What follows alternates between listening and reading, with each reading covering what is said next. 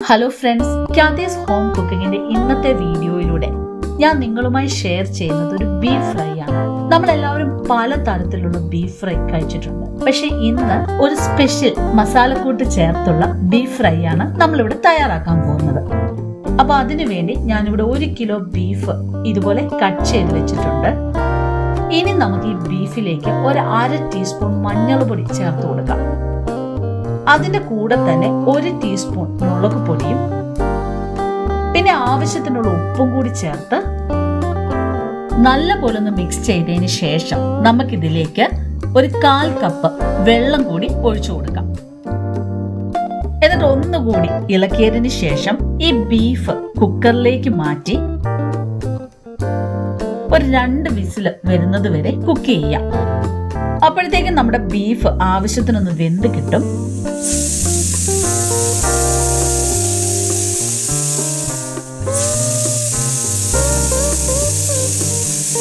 ഇപ്പൊ 2 വിസിൽ വന്നിട്ടുണ്ട്. Stove off ചെയ്തതിന് ശേഷം നമുക്ക് ഈ കുക്കർ മാറ്റി വെക്കാം. അപ്പൊ നമ്മുടെ ബീഫ് ഇവിടെ നല്ല പോലെ വെന്ത് വന്നിട്ടുണ്ട്. ഞാനൊരു പാത്രത്തിലേക്ക് ഈ ബീഫിനെ മാറ്റിയിട്ടുണ്ട്. ഇനി ഈ ബീഫിലേക്ക് നമ്മുടെ സ്പെഷ്യൽ ബീഫ് ഫ്രൈക്ക് വേണ്ടിയുള്ള പൊടികൾ ആഡ് ചെയ്ത് കൊടുക്കാം.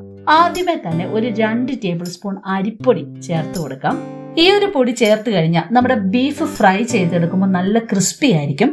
പിന്നെ നമ്മൾ ചേർക്കുന്നത് 1 ടേബിൾ സ്പൂൺ കോൺഫ്ലവർ ആണ്. നമ്മുടെ ബീഫിന് നല്ലൊരു മയം കിട്ടാൻ വേണ്ടിയാണ് നമ്മൾ ഈ കോൺഫ്ലവർ ചേർക്കുന്നത്. ഇനി 1 ടേബിൾ സ്പൂൺ ഇഞ്ചി വെളുത്തുള്ളി ചതച്ചതും പിന്നെ 1 ടീസ്പൂൺ വറ്റൽമുളക് ക്രഷ് ചെയ്തതും കൂടി ചേർത്ത് കൊടുക്കാം. അതിന്റെ കൂടെ തന്നെ ഒരു 1/2 ടീസ്പൂൺ പെരിഞ്ജീരകം ചതച്ചതും പിന്നെ ഒരു 1.5 ടീസ്പൂൺ മീറ്റ് മസാല പൊടിയും കൂടി നമ്മൾ ചേർത്ത് കൊടുക്കുകയാണ്. ഈ മീറ്റ് മസാലയ്ക്ക് പകരം നിങ്ങൾക്ക് വേണമെങ്കിൽ ഒരു ലേശം ഗരം മസാല ചേർത്താൽ മതിയാകും. പിന്നെ പാകത്തിന് ഉപ്പും കൂടി ചേർത്ത് കൊടുക്കാം. എന്നിട്ട് ഇത് നല്ലപോലെ ഒന്ന് മിക്സ് ചെയ്ത് എടുക്കാൻ വേണ്ടി നമ്മൾ ആദ്യം ബീഫ് വേവിച്ച് കിട്ടിയ മസാലയുടെ ആ വെള്ളം കുറച്ച് ആഡ് ചെയ്ത് കൊടുക്കുകയാണ്. ഞാനൊരു 2-2.5 ടേബിൾ സ്പൂൺ മസാല വെള്ളമാണ് ഇതിലേക്ക് ആഡ് ചെയ്ത് കൊടുക്കുന്നത്. എന്നിട്ട് നല്ലവണ്ണം മിക്സ് ചെയ്ത് എടുക്കണം.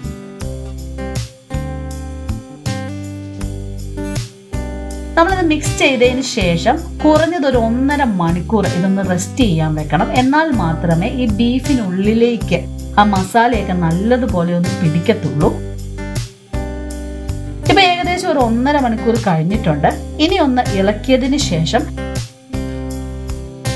തിളച്ചു വരുന്ന ഈ എണ്ണയിലേക്ക് നമുക്ക് ഈ ബീഫ് ഇട്ട് കൊടുക്കാം.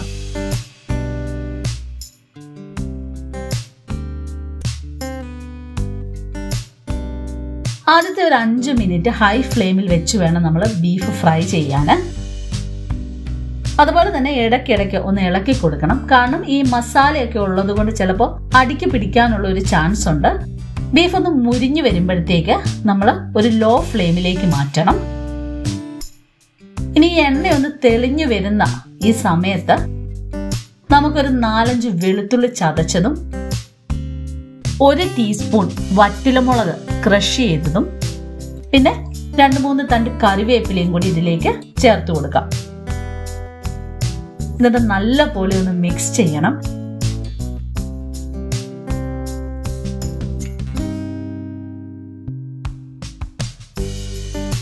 ഇപ്പൊ ആ വെളുത്തുള്ളിയുടെയൊക്കെ മണം നല്ലതുപോലെ വരുന്നുണ്ട്. പിന്നെ ഈ ഒരു ബീഫ് ഫ്രൈ ഒരുപാടങ്ങ് ഡീപ്പ് ഫ്രൈ ആകേണ്ട ആവശ്യമില്ല. ഈ ഒരു ഫ്രൈ നമുക്ക് ചോറിന്റെയും കപ്പയുടെയും അല്ലെങ്കിൽ അപ്പത്തിന്റെയും കൂടെയൊക്കെ കഴിക്കാൻ പറ്റിയ നല്ല അടിപൊളി ഒരു ബീഫ് ഫ്രൈ ആണ്. ഇതെല്ലാവരും ഒന്ന് ട്രൈ ചെയ്ത് നോക്കണം. ഇവ നമ്മുടെ ബീഫ് ഫ്രൈ ആയി വന്നിട്ടുണ്ട്. ഇനി ലാസ്റ്റ് ആയിട്ട് ഒരു 1/2 ടീസ്പൂൺ കുരുമുളക് പൊടിയും കൂടി ഒന്ന് ചേർത്ത് കൊടുക്കാം. എന്നിട്ട് നല്ല പോലെ ഒന്ന് മിക്സ് ചെയ്തതിന് ശേഷം നമുക്ക് സ്റ്റൗ ഓഫ് ചെയ്യാം. ഇത് എണ്ണയിൽ നിന്ന് കോരിയെടുക്കാം.